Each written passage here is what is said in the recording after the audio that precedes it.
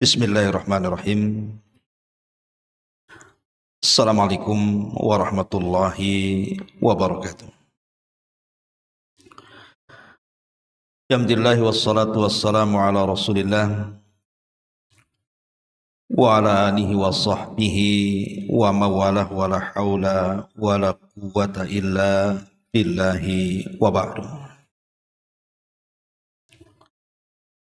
Alhamdulillah, di pagi menjelang siang ini kita bisa duduk kembali bermajelis ilmu di Masjid Nidaul Ilmi. Dan pembahasan di hari ini kita akan membahas tentang seputar rumah tangga. 11 perkara jangan sampai dilakukan oleh pasangan suami istri, kalau tidak maka hubungan suami istri dianggap berzina dan anaknya kalau Allah takdirkan dikaruniai maka menjadi anak zina. Apa saja 11 perkara ini? Ini perkara yang bahaya, harus diperhatikan oleh orang yang sudah berumah tangga.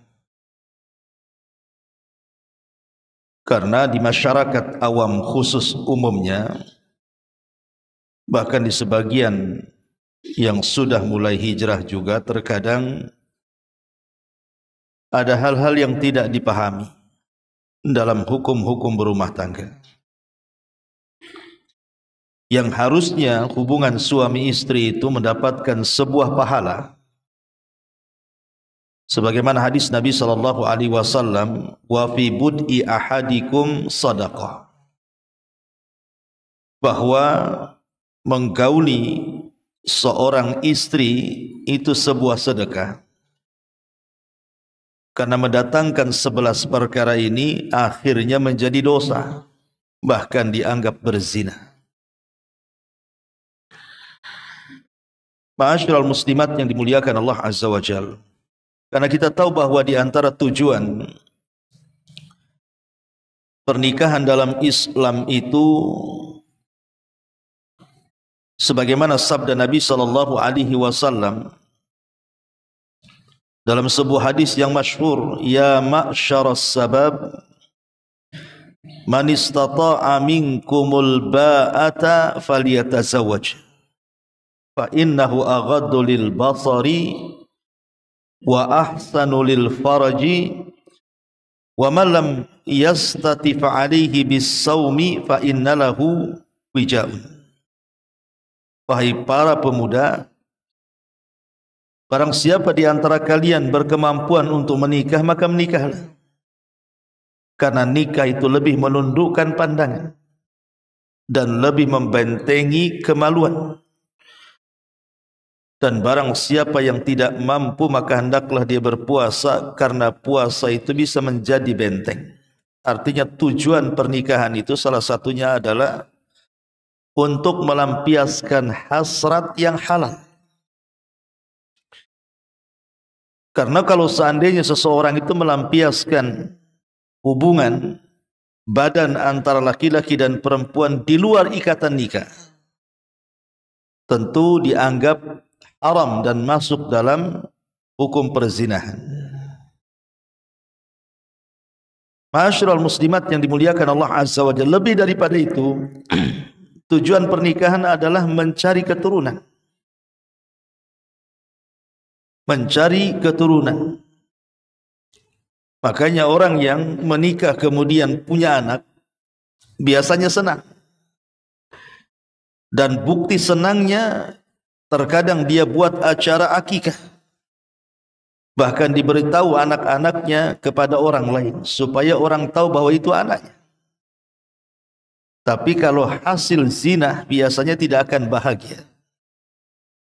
Makanya banyak kemudian orang-orang yang membunuh anaknya gara-gara anaknya itu dihasilkan dari zina, naudzubillah. Baik, kita tidak memperpanjang mukaddimah. Apa saja 11 perkara kalau ada pada suami istri itu maka hubungan suami istri itu dianggap berzina dan anaknya bisa dianggap anak zina. Yang pertama, suami ataupun istri dalam hubungan rumah tangga, entah salah satu dari keduanya atau dua-duanya suka mencela agama. Baik yang dicela itu Allah, baik yang dicela itu Rasul, baik yang dicela itu Al-Quran, maka siapapun dari keduanya, entah suaminya suka mencela agama atau sebaliknya, atau bahkan sampai menghalalkan yang haram dan tidak bertobat, maka perkara-perkara ini adalah kekufuran. Bisa saja kemudian ketika seseorang mencela agama dengan lisannya, dia tidak sadar dia telah keluar dari Islam. Seperti umpamanya orang mencela solat. Ah, buat apa solat itu? Capek-capek saja katanya.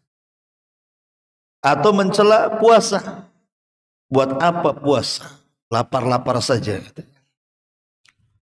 Atau mencela zakat. Buat apa zakat? Ngambur-ngamburin harta saja. Capek-capek cari harta dikasih orang pula. Atau mencela haji. Buat apa haji itu? Sudah ngabisin duit, capek di jalan, nggak ada gunanya. Bagus buat rumah. Ini kalau mencela agama, maka bisa kufur orangnya. Karena Allah mengatakan dzalika bi annahum karihu ma anzalallah fa ahbatallahu a'malahum. Ketika mereka membenci apa yang Allah Subhanahu wa taala turunkan kepada mereka, maka Allah akan gugurkan amalan mereka. Dan Allah Subhanahu wa taala mengatakan qul abillahi wa ayatihi wa rasulihi kuntum tastahzi'un la ta'tadhiru qad kafartum ba'da imanikum. Apakah dengan Allah, dengan Rasul dan ayat-ayatnya kalian mengolok-olok dan mencelanya? Maka tidak ada uzur bagi kalian, kalian sudah kufur setelah keimanan kalian. Maka kalau seandainya ibu punya suami, auzubillah, suka mencela agama, mencela Allah, mencela Rasul, mencela Al-Quran, menghalalkan yang haram dan begitu seterusnya, kalau tidak bertobat, Bu, ibu harus menahan diri dengan suami. Tidak boleh melakukan hubungan sampai suami bertobat. Dengan taubatan nasuha tentunya. Karena suami ibu sudah keluar dari Islam. Orang yang mencela Islam itu dia telah keluar dari Islam. Berarti hubungan ibu dengan suami itu sama dengan hubungan seorang muslimah dengan orang kafir jadinya. Maka ini yang pertama, kalau terus melakukan hubungan maka dianggap berzina. Karena melakukan hubungan dengan orang kafir dalam sebuah ikatan rumah tangga. Ma'asyiral muslimat yang dimuliakan Allah Azza wa Jalla. Ini yang pertama. Kemudian yang kedua, suami ataupun istri yang meninggalkan sholat. Suami ataupun istri yang meninggalkan sholat, bahkan sama sekali tidak sholat. Bahkan kalau diingatkan para suami disuruh sholat, apa katanya? Ah, buat apa aku sholat? Aku masih lebih baik kok daripada orang yang tidak sholat tuh. Tuh tetangga sebelah sholat dia, tapi suka mukul sama istrinya.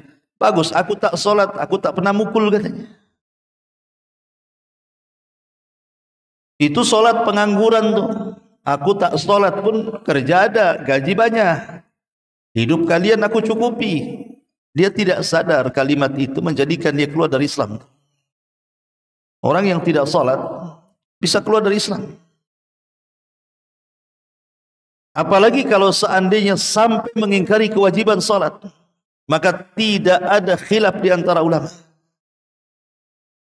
bahwa orang yang mengingkari kewajiban salat, kemudian dia tidak salat, bahkan kalaupun dia salat, kalau mengingkari kewajiban salat tetap dia kafir. apalagi tidak sholat.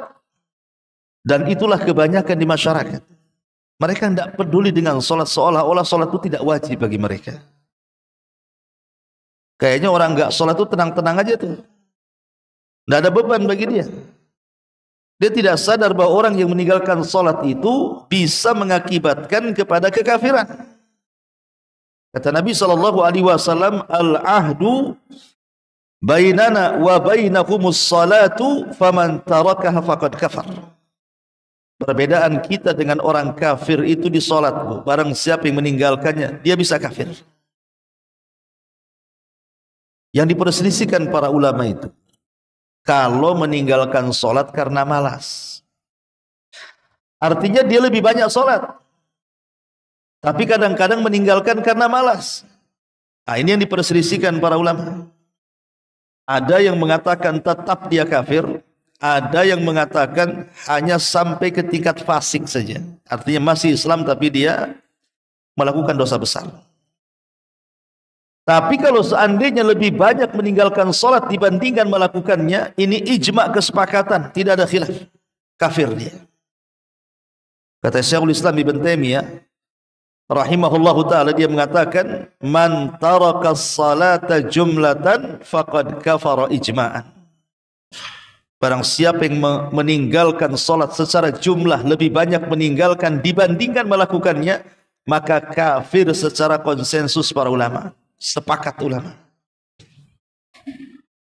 Maka kalau seandainya seseorang punya suami tidak pernah sholat, maka tahan, jangan melakukan hubungan dengan orang seperti ini. Sebab kalau melakukan hubungan dengan suami yang tidak pernah sholat, maka dianggap berzina. Karena orang yang tidak sholat itu bisa kufur. Naudzubillah. Makanya jangan pernah meremehkan sholat. Ma'asyiral muslimat yang dimuliakan Allah Subhanahu wa taala, ini yang kedua. Yang ketiga, suami yang bermain-main dengan kalimat talak, Bu. Suami yang bermain-main dengan kalimat talak sampai menjatuhkan talak 3 kali. Dan itu banyak di masyarakat. Kadang-kadang seorang suami mentalak istrinya, "Ku ceraikan kamu." Akhirnya berhubungan lagi, maknanya rujuk lagi. Kemudian ada masalah lagi, diceraikan lagi, "Ku ceraikan kamu," gitu. Akhirnya hubungan badan lagi, rujuk lagi. Kemudian 3 kali dia ngomong, "Aku ceraikan lagi." Dia tidak paham bahwa talak itu hanya boleh dilakukan 2 kali. Kalau sudah ketiga kali, itu sudah tidak bisa lagi dilanjutkan hubungan rumah tangga. Dan itu berdasarkan nas Quran, surah Al-Baqarah 229. Allah katakan, "At-talaqu marratani. Fa imsakum bima'rufin aw tasrihum bi ihsan.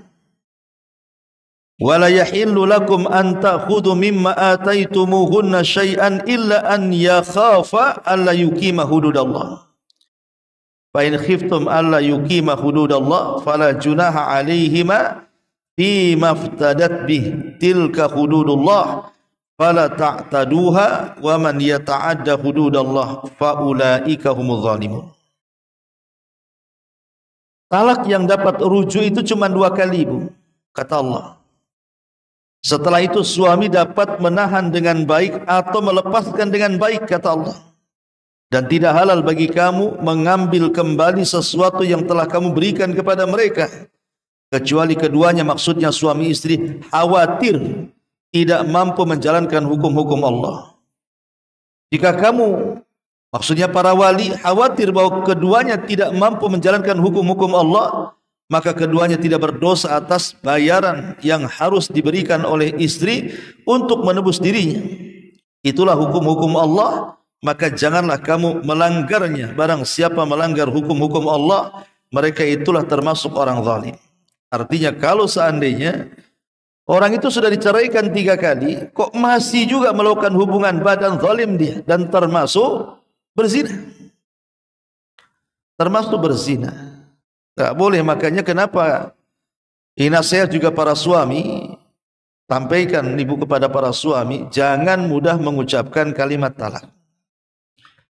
Karena kalimat talak ini sungguh-sungguhnya memang dianggap sungguh-sungguh, main-mainnya pun dianggap sungguh-sungguh. Walaupun seorang suami bermain-main mengucapkan kalimat talak, tetap jatuh talak itu. Apalagi sungguh-sungguh. Maka jangan main-main dengan kalimat talak. Bahkan ada seorang akhwat pernah WA sama saya, Ustaz, entah berapa kali suami saya menceraikan saya, nggak kehitung kayaknya. Jadi saya bilang, berapa kali makanya nanti dikit-dikit marah, ada masalah, aku pula diceraikan. Jadi saya tanya, terus bagaimana hubungan suami istrinya? Ya tetap dia minta jatah juga lah Ustaz. Nah ini kan masalah.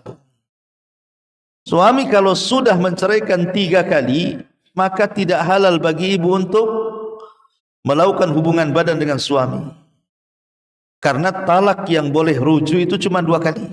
Talak, rujuk, talak, rujuk, talak, tak boleh rujuk.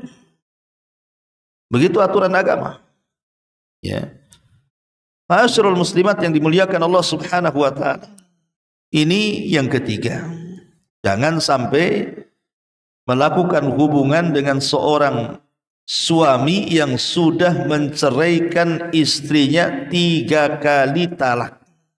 Kalau masih melakukan hubungan, maka dianggap berzina. Tapi dengan catatan talak, rujuk, talak, rujuk, talak, rujuk. Nggak bisa yang ketiga, tidak boleh rujuk. Tapi kalau sekali kalimat, saya talak kok 3 kali, itu cuman dihukum 1 kali. Ya, nggak bisa talak main borong itu. Talak itu cuman 1 kali talak, walaupun dia mengatakan saya talak kau 100 kali, tetap dihukumi 1. Karena syarat talak dianggap 1 itu dengan rujuk. Ini yang ketiga. Yang keempat, Ma'asyiral muslimat yang dimuliakan Allah Subhanahu wa taala, menikahi wanita yang dizinahi kemudian dia hamil.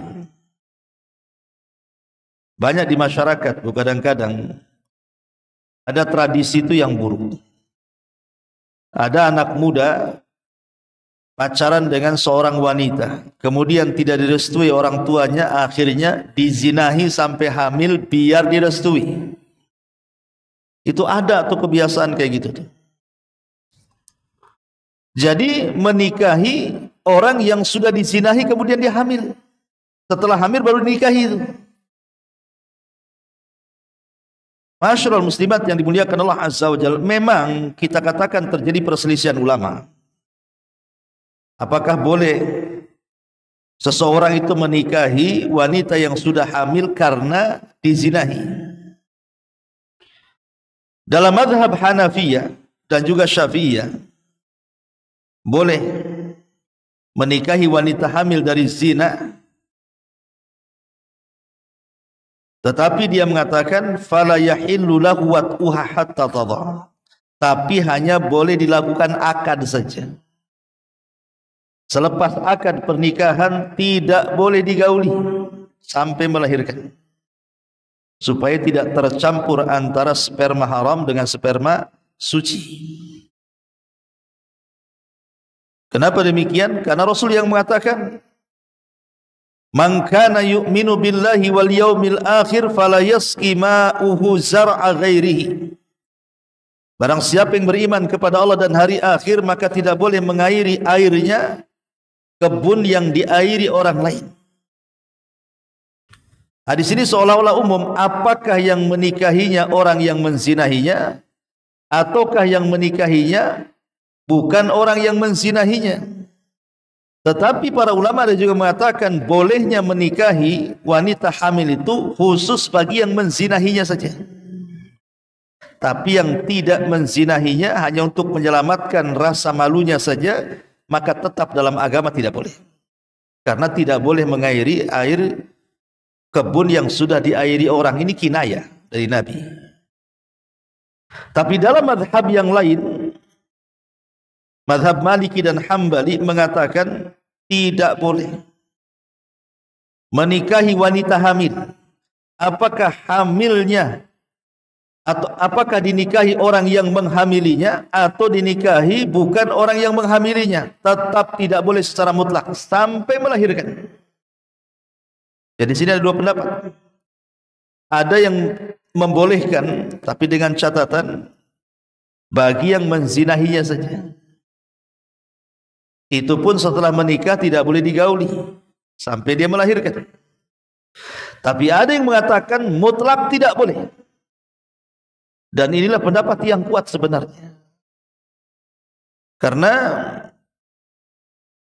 Syekh bin Baz rahimahullahu ta'ala ditanya tentang hukum orang yang menikahi wanita hamil dari hasil zina itu. Beliau mengatakan la yajuzul aqdu 'alaiha hatta tathura. Tidak boleh melakukan akad pernikahan sampai betul-betul wanita itu suci, artinya melahirkan anaknya. Dari sini kita tahu bahwa fatwa beliau dilarang mengikuti mazhab Hambali tentunya. Tetapi kalau seandainya wanita hamil kemudian dicerai, kemudian dia hendak menikah lagi, maka ini sepakat ulama, tidak ada khilaf, tidak boleh menikahi wanita yang sudah hamil karena sebuah perceraian. Ini kan bukan zina. Dia menikah tapi hamil oleh suami pertamanya, kemudian diceraikan, kemudian hendak menikah lagi, maka tidak boleh dinikahi wanita ini. Sepakat, tidak ada khilaf sampai bayinya melahirkan. Jadi yang jadi khilaf adalah wanita yang hamil karena zina. Itu yang dikhilafkan para ulama. Tetapi kalau itu sudah terjadi, al-akhwat kata para ulama an yu'adal aqdul an. Sebaiknya kalau dulu pernah menikah dan istrinya sebelum dinikahi sudah hamil karena dia, maka sebaiknya pernikahannya diulang. Sebaiknya pernikahannya diulang. Ini perkara yang keempat. Perkara yang kelima, menikahi wanita yang bukan ahli kitab. Umpamanya ada seseorang menikahi wanita dan agamanya Hindu atau Buddha atau Konghucu atau Tepekong atau apa, atau agama-agama di luar daripada ahli kitab, ya. Maka wanita-wanita di luar ahli kitab, maksudnya Yahudi dan Nasrani. Kalau Yahudi Nasrani boleh, laki-lakinya Muslim, wanitanya Yahudi atau wanitanya Nasrani, dalam Islam masih dibolehkan, tapi dengan tata cara Islam pernikahannya. Tapi kalau wanitanya dia bukan Yahudi, dia bukan Islam, tapi Hindu, Buddha, Konghucu atau apa namanya, maka dilarang, tidak boleh. Karena Allah Subhanahu wa taala berfirman, "Wala tankihul musyrikati hatta yu'min, wala amatun mu'minatun khairun mim musyrikatin walau a'jabatkum." Janganlah kalian menikahi wanita-wanita musyrik sehingga mereka beriman. Sungguh budak perempuan yang beriman lebih baik daripada perempuan musyrik, walaupun perempuan musyrik itu sangat menggodamu. Jadi kalau seandainya ada seorang muslim menikah dengan wanita selain daripada ahli kitab, maka hubungan suami istrinya dianggap berzina. Dan kalau punya anak, anaknya dianggap anak zina. Tidak boleh. Maka hati-hati, Bu. Ya, kalau ibu punya anak perempuan atau anak laki-laki, perhatikan jodoh mereka. Jangan nyasar pula ke orang-orang kafir. Karena bahaya. Ataupun sebaliknya, ahli kitab, tapi masalahnya perempuannya dari kita. Wanitanya seorang muslimah, laki-lakinya Yahudi ataupun Nasrani, tetap tidak boleh. Jadi kalau wanita muslimah menikah dengan laki-laki Nasrani atau laki-laki Yahudi tetap tidak boleh. Pernikahannya kalau dilanjutkan dianggap berzina. Jadi yang dibolehkan itu cuma satu perkara saja. Laki-lakinya dari kita, perempuannya Nasrani atau Yahudi. Tapi sebaiknya janganlah cari Yahudi ataupun Nasrani. Wanita muslimah lo berserak di mana-mana. Ngapain pula cari wanita-wanita di luar daripada Islam? Karena sudah banyak membuktikan survei itu ketika laki-lakinya muslim, perempuannya ahli kitab, kemudian punya anak, anaknya jadi gado-gado, Bu. Ada yang ikut agama bapaknya, ada yang ikut agama ibunya. Udah kayak rumah tangga rujak, Bu. Macam-macam di situ rasanya, ada yang kecut, ada yang manis, ada yang nggak jelas jadinya kan, Bu. Ya. Maka sebaiknya carilah yang seagama. Ini yang kelima. Yang keenam, nikah mut'ah. Nikah mut'ah ini tradisi orang Syiah, Bu. Al-Imam Ibnul Munzir rahimahullahu taala mengatakan, Ja'anil awaili rukhsah. Ja'anil awaili ar-rukhsatu fiha wa la a'lamul yawma ahadan yujizuha illa ba'du rawafid.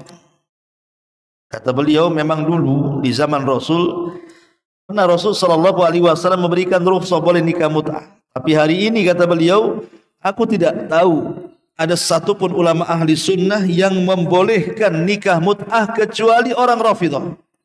Orang Rafidhah itu orang Syiah. Bahkan Imam Al-Qadhi Iyad mengatakan, wa qad waqa'al ijma'u min jami'il ulama'i ala tahrimiha illa rawafid. Sepakat para ulama. Semua ulama sepakat tentang haramnya nikah mut'ah itu, kecuali orang-orang Syiah. Jadi kalau sepakat artinya tidak ada khilaf. Maka kalau seandainya seseorang terjadi melakukan nikah mut'ah, maka pernikahannya dianggap zina dan anaknya hasil zina. Karena tidak ada beda mut'ah itu dengan menyewa pelacur, Bu. Apa bedanya? Nikah mut'ah itu dengan menyewa pelacur itu kurang lebih saja.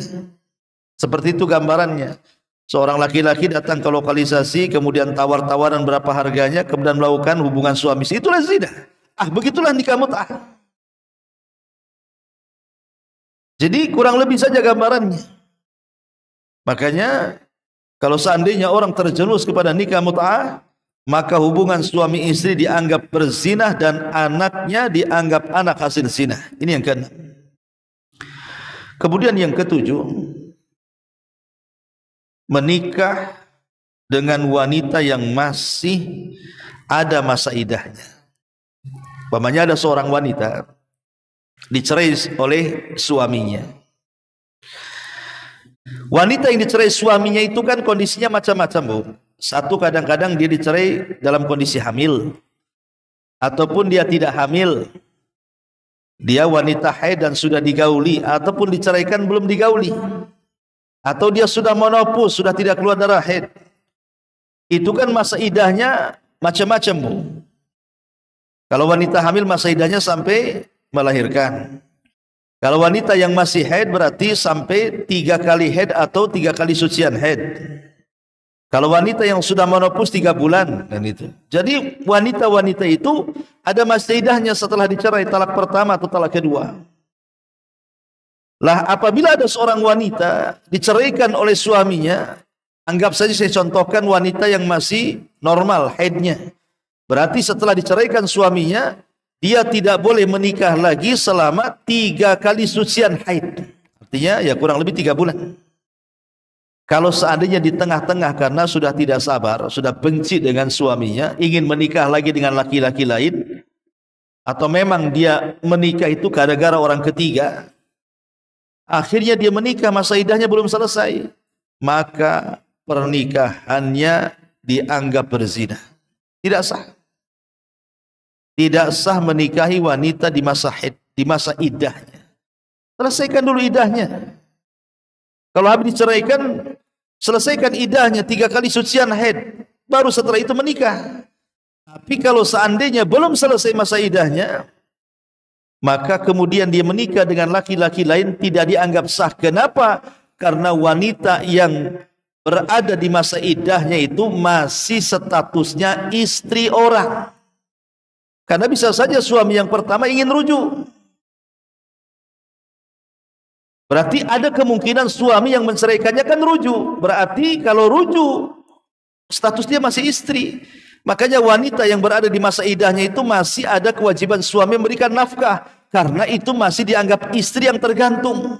Kecuali kalau sudah hilang masa iddahnya, berarti sudah sah dia bukan lagi istri daripada suami pertamanya. Boleh dia nikah. Kalau ada orang nekat di masa iddahnya kemudian dia menikah, tidak sah pernikahannya. Dan hubungan suami istrinya dianggap zina, turunannya dianggap hasil zina. Ini harus dipahami. Ini yang ketujuh.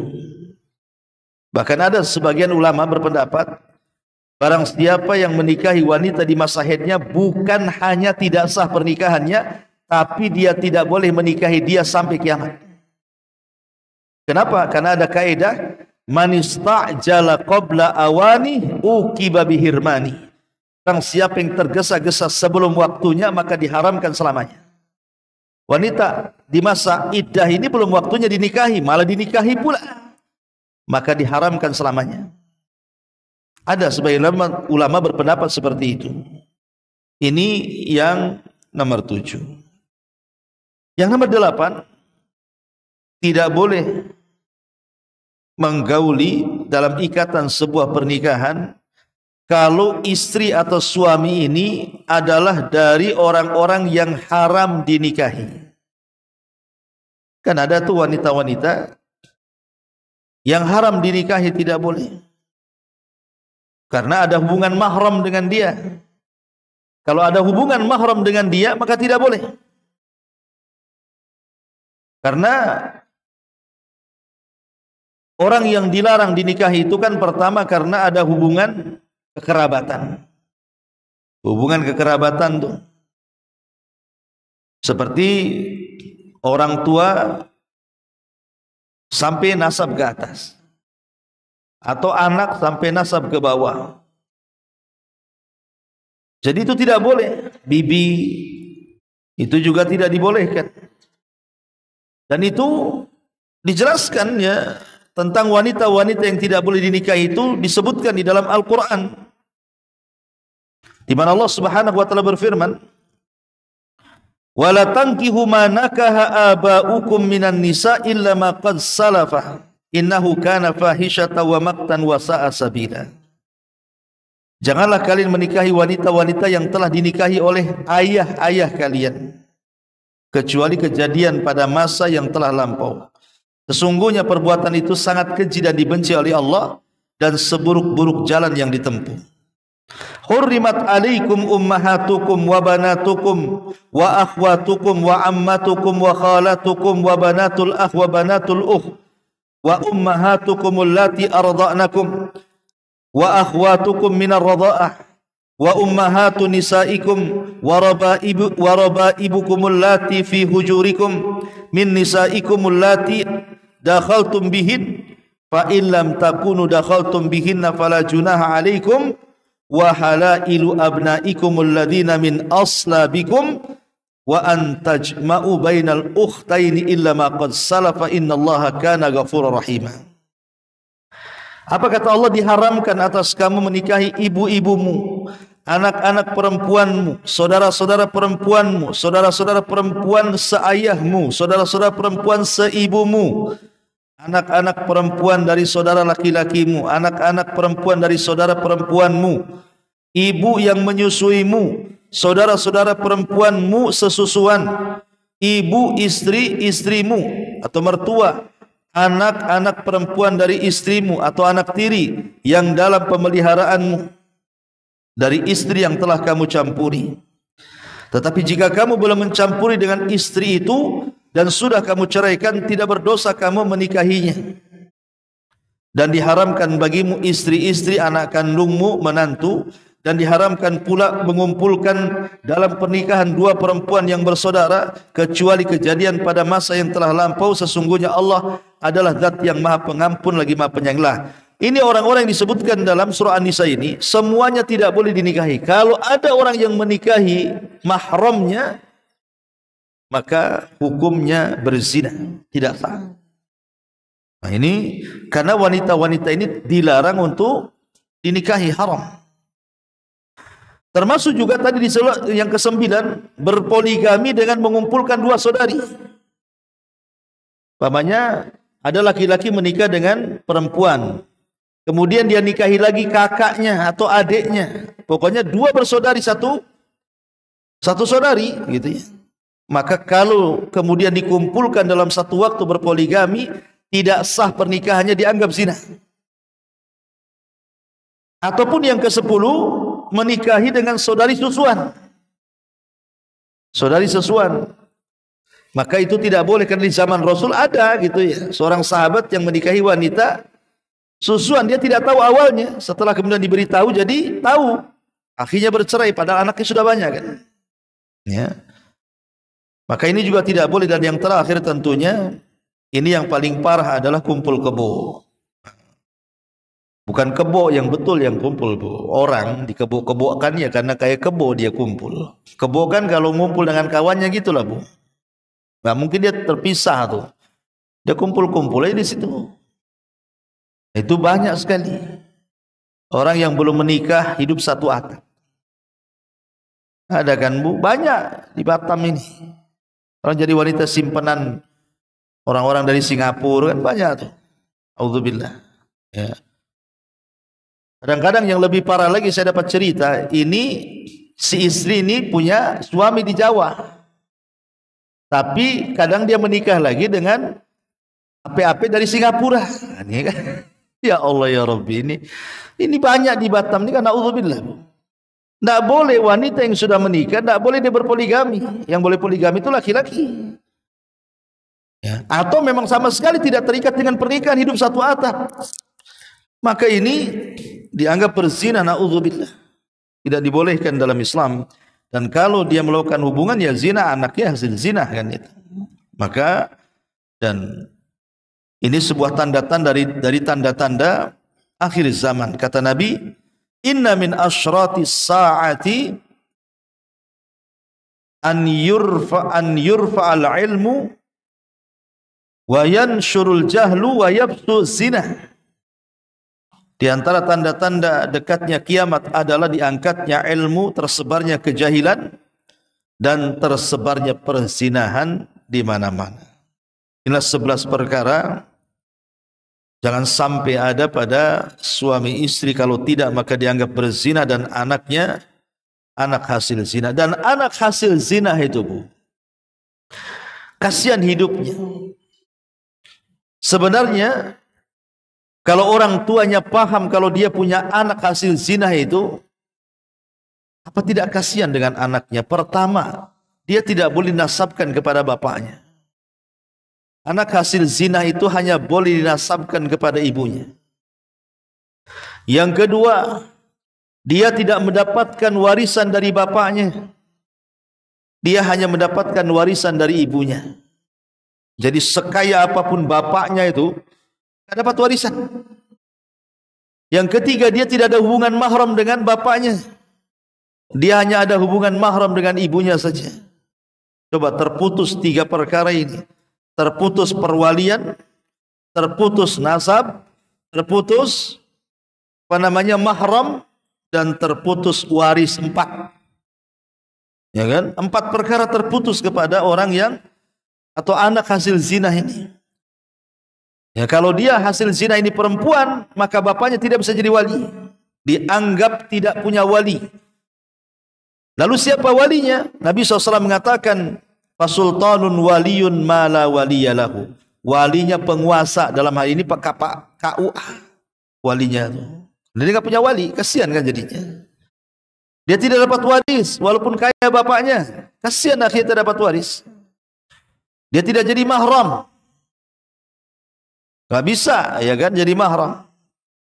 Kalaupun jadi mahram itu karena menikahi ibunya. Jadi kalau seandainya ada seorang laki-laki sebelum menikah berzina dengan calonnya, kemudian hamil, kemudian punya anak perempuan, maka hubungan mahram antara si bapak dengan si anak itu bukan karena anak biologis, tetapi karena dia menikahi ibunya. Seperti saya menikahi janda yang punya anak. Jatuhnya itu berarti seolah-olah dianggap anak bawaan. Nggak ada hubungan mahram. Kasihan jadi anak zina ini. Tapi pun walaupun dia tidak ada hubungan mahram, tetap tidak boleh dilakukan pernikahan. Karena ada darah dia yang mengalir di anak itu secara biologis, ya. Jadi tolong hati-hati, ini perkara penting dalam rumah tangga. 11 perkara yang dijelaskan oleh para ulama. Baik, sampai di sini kita buka tanya jawab saja. Silakan kalau ada yang bertanya. Ada yang di YouTube. Ya, ada pertanyaan di sini. Ustadz, bagaimana hukumnya suami istri yang dulu nikah belum dalam keadaan kafir, kemudian masuk Islam sekeluarga, apakah suami wajib nikah ulang? Tidak. Kalau sekeluarga masuk Islam maka tidak perlu diulang pernikahannya. Sudah dianggap suami istri sah. Dan itu terjadi kepada putri Nabi SAW, Zainab. Zainab itu punya suami namanya Abul As ibn Rabi. Abul As ibn Rabi ini pergi ke Syam berniaga. Rupanya di tengah-tengah keberangkatan dia ke Syam, Nabi diangkat jadi Nabi. Jadi mertuanya jadi Nabi. Dia tidak tahu kalau diangkat jadi Nabi. Jadi Zainab beriman kepada ayahnya. Ketika kemudian suaminya datang dari Syam, maka Zainab mengajak suaminya untuk beriman, tapi tak mau. Tapi saking cintanya Zainab kepada Abul As ibn Rabi, tetap saja mereka berumah tangga karena belum ada larangan seseorang menikahi orang musyrik. Maka masih hidup satu rumah. Sampai ketika hijrah Nabi SAW terjadi perang Badar. Abul As ikut dalam tentara Abu Jahal, ketangkap jadi tawanan. Tapi kemudian dibebaskan oleh Nabi dan dikembalikan tebusannya kepada Zainab. Kemudian setelah itu dia melakukan perniagaan, rupanya ketangkap lagi kaum muslimin. Akhirnya minta perlindungan Zainab. Setelah dia balik ke Mekah mengembalikan semua dagangannya orang-orang Quraisy, dia balik ke Madinah kemudian mengislamkan dirinya. Setelah dia Islam, maka Rasul mengizinkan untuk kembali berumah tangga dengan Zainab tanpa diulang pernikahannya. Jadi masuk Islam saja langsung disuruh itu istimu. Dari sini istimbat hukumnya kalau ada Nasrani gitu, dua-duanya masuk Islam, maka tidak perlu diulang pernikahannya, sudah sah pernikahan. Wallahu a'lam. Ya.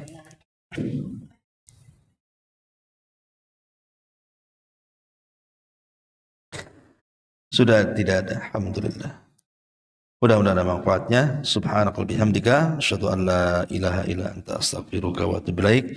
Allahu ta'ala alam. Assalamualaikum warahmatullahi wabarakatuh.